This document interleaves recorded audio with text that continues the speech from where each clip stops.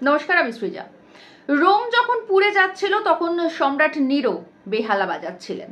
অতি পরিচিত উপমা, আমরা সবাই ছোটবেলা থেকে এটা বইতে তো পড়েইছি, প্লাস শুনেও থাকি, প্রায়শই শুনে থাকি। কিন্তু সেই পরিচিত উপমাকে আজকে নতুন করে চোখের সামনে দেখলাম মুখ্যমন্ত্রী মমতা ব্যানার্জির কার্নিভালের মধ্যে। গাড়ি চাই না, বাইক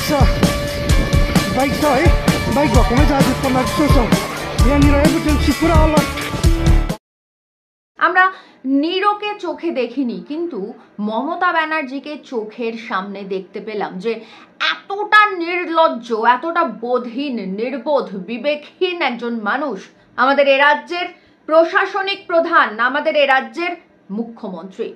উত্তরবঙ্গ যে সময় বানভাসী, গোটা উত্তরবঙ্গ ভেসে গেছে, 20 জন মানুষের মৃত্যু হয়েছে, গবাদি পশুদের মৃত্যু হয়েছে, এমনকি পশু পাখি বন্য জীব জন্তু প্রত্যেকের মৃত্যু হয়েছে। মানুষ একটুখানি মাথা গোঁজার ঠাঁই খুঁজছেন, গোটা উত্তরবঙ্গ জুড়ে হাহাকার চলছে। সেই সময় মমতা ব্যানার্জি কার্নিভাল করছেন, সেই সময় মমতা ব্যানার্জি মঞ্চে উঠে নাচছেন। ভাবা যায়? মানে পশ্চিমবঙ্গের ইতিহাসে এত বড় নির্লজ্জ মুখ্যমন্ত্রী এর আগে কখনো কেউ দেখেছে? না, দেখেনি। পশ্চিমবঙ্গের ইতিহাসে এত নির্লজ্জ মুখ্যমন্ত্রী এর আগে আমাদের হয়নি কখনো। 1966 সালে খাদ্য আন্দোলনের সময় যখন প্রফুল্ল সেন মুখ্যমন্ত্রী ছিলেন, সেই সময় শান্তিপুরে আন্দোলন চলছে, পুলিশের গুলিতে মৃত্যু হয়েছে বেশ কিছু মানুষের। সেই সময় যখন সাংবাদিকরা প্রফুল্ল সেনকে প্রশ্ন করেছিলেন যে শান্তিপুরের কি অবস্থা, তখন শোনা যায় প্রফুল্ল সেন নাকি রীতিমতন টেবিল বাজিয়ে বাজিয়ে বলেছিলেন শান্তিপুর ডুবুডুবু নদে ভেসে যায় রে। সামান্য এই ঘটনাটার জন্য তারপরে নিন্দার ঝড় বয়ে গিয়েছিল এবং তারপরেই গদি হারাতে হয়েছিল প্রফুল্ল সেনকে। কিন্তু আমাদের এই মুখ্যমন্ত্রী, আমাদের মমতা ব্যানার্জি, তিনি এরকমই অন্যায়, এরকমই অপরাধ করে যাচ্ছেন, বছরের পর বছর ধরে করে যাচ্ছেন। শুধুমাত্র আজকের এই কার্নিভালের কথা বললে হবে না, আমাদের মাথায় রাখতে হবে গত বছরের কার্নিভালের কথাও, যে সময় আগুন জ্বলছে গোটা রাজ্য জুড়ে, গোটা দেশ জুড়ে, প্রত্যেকটা মানুষ অভয়ার বিচার চাইছেন। সেই সময়ও উনি সদর্পে ঘোষণা করেছিলেন অভয়া মঞ্চের সামনে দাঁড়িয়ে যে অনেক হয়েছে, এবার উৎসবে ফিরুন। এবং তারপর আমরা দেখেছিলাম কিভাবে একদিকে যখন অভয়ার আন্দোলন চলছে, ঠিক একই সময় অভয়ার লাশ মারিয়ে উনি কার্নিভাল করেছিলেন গত বছর। আর এবার উত্তরবঙ্গের 20 জন মানুষের লাশ মারিয়ে মঞ্চে উঠে নাচছেন মাননীয়া। এত নির্লজ্জ, এত বেহায়া একজন মানুষ কি করে হতে পারেন?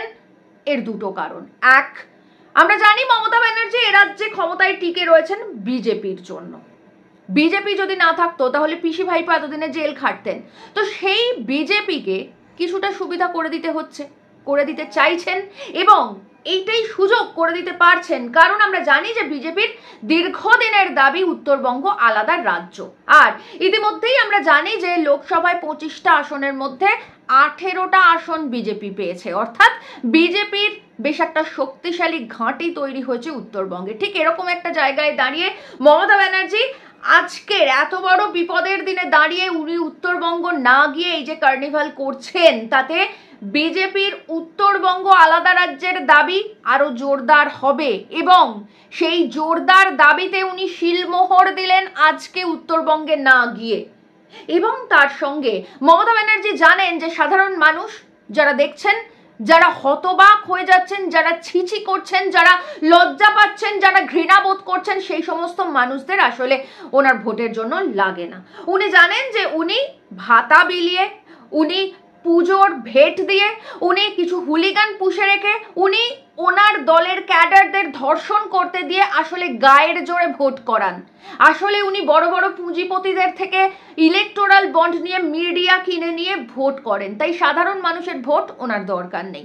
আপনি, আমি, আমরা যারা লজ্জা পাচ্ছি এই মুহূর্তে দাঁড়িয়ে, যারা ভাবছি যে একটা মানুষ এত বিবেকহীন কি করে হতে পারে, তার সঙ্গে এটাও ভাবছি যে যখন রাজ্যে মাত্র আর কয়েক মাস পরে ভোট, তখন এতটা অরাজনীতি সুলভ আচরণ একজন মুখ্যমন্ত্রী কি করে করতে পারেন, তখন মমতা ব্যানার্জি অন্য প্যাঁচ কষছেন। কারণ আপনার আমার ভোটে মমতা ব্যানার্জির কিচ্ছু যায় আসে না। উনি জানেন কিভাবে ভোট করতে হয়, উনি জানেন কিভাবে হুলিগানস দিয়ে, কিভাবে ক্যাডার দিয়ে, কিভাবে ভাতা বিলিয়ে, কিভাবে পয়সা দিয়ে গুন্ডা পুষে, কিভাবে গোটা রাজ্যের মহিলাদেরকে এই ধর্ষকদের মুখে ঠেলে দিয়ে এবং এই ধর্ষকদের কিচ্ছু টাচ করতে না দিয়ে কিভাবে ভোটে জিততে হয় সেটা উনি এতদিনে প্র্যাকটিস করে ফেলেছেন। আর সেই কারণের জন্য যখন সারদায় মানুষ সর্বশান্ত হয়ে যায়, কোটি কোটি টাকা তাদের চলে যায়, তখন উনি সদর্পে বলতে পারেন যা গেছে তা গেছে।